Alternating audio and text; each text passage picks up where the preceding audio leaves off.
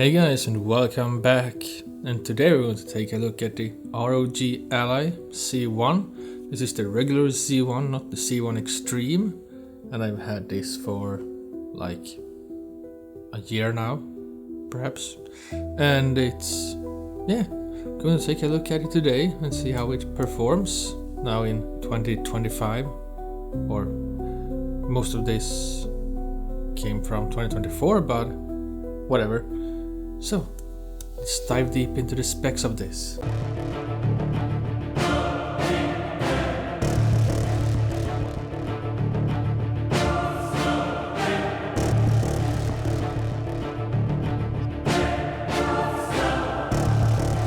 So first up we have a 6-core and 12-threaded Zen 4 AMD Ryzen Z1 processor, which boosts up to 4.9 GHz, and the iGPU is an RDNA 3 with 4 CUs, up to 2.5 GHz and up to 2.8 teraflops, and it has 16 GB of LPDDR5 memory, and I have allocated 6 GB just to the GPU. For storage we have a 512 GB M.2 NVMe drive, and we have a 40 Wh battery that gives up to 2 hours of gaming, depending on your power settings and so on. And all the tests today is with the performance settings plugged in, so it's up to 30 watts, and it weighs 680 grams. And now the display is a 7-inch 1080p 120Hz IPS panel with FreeSync Premium, and for connectivity we have Wi-Fi 6E,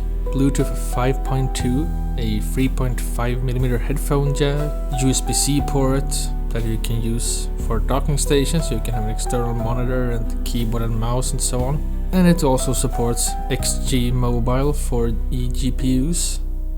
So now up to the pricing, and I checked eBay for the latest sold one to get the prices, and for the regular Z1 it's $300 US, but you can buy it new for $365 US. And we have the ROG Ally Z1 Extreme for $340 US used, or $400 new, or you can up it to the ROG Ally X. I find the latest sold one on eBay was for $949, and I don't know why it went for that much, since its new costs $800, so that's a weird thing. So now with that out of the way, let's dive deep into the games. And so for Cyberpunk 2077, we ran it with AMD FSR 2.1 in performance mode with 0.5 image sharpening with no motion blur, a mix of low and medium settings at 1600 x 900, and it averages around 30 to 40 FPS. I did not expect it to hit that, to be honest.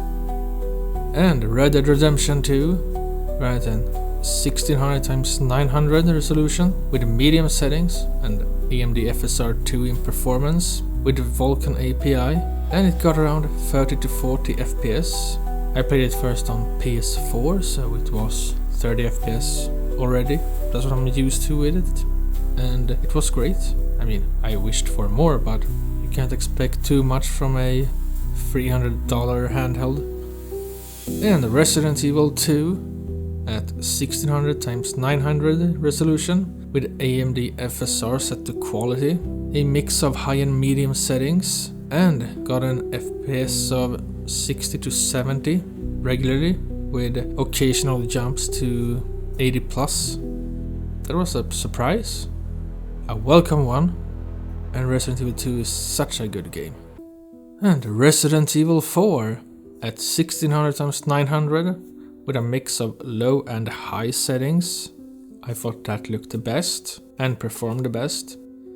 With FSR 2 set to performance, we got around 30 to 40 FPS, but mostly it sticks to 40 and above, but never over 50. And I played the entire game on my handheld.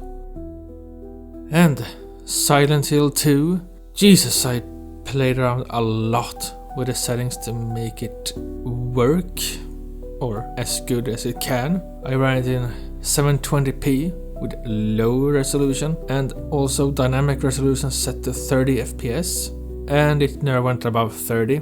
It was between 20 and 30, but mostly in the low 20s, and it was a stuttering mess. It was horrible, but I didn't expect it to work anyway, so...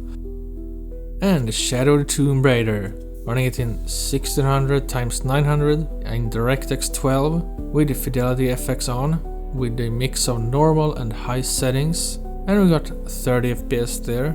I did go down to only normal settings, and then it went to 31 FPS, so it was no difference at all. And Jedi Survivor at 1600x900, low settings, FSR2 set to performance. We got 25 to 30 FPS with occasional dips and stutters. And I actually played the whole game on it for some reason. It was stuttering and it was not super enjoyable, but I love Star Wars. But I can say it was a challenge to actually complete the game on it. So now, should you buy the ROG Ally Z1? And I would say at this moment, no. I would pay the extra $35 to $40 for the Z1 Extreme. But if you're not going to play the latest titles or just going to emulate, this can go a long way.